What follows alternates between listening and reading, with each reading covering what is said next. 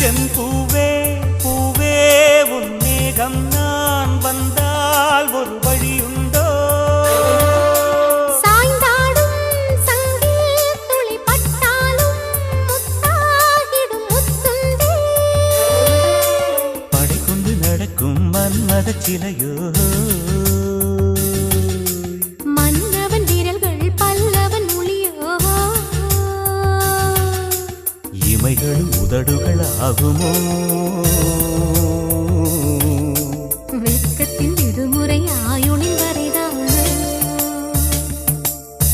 செம்பூவே பூவே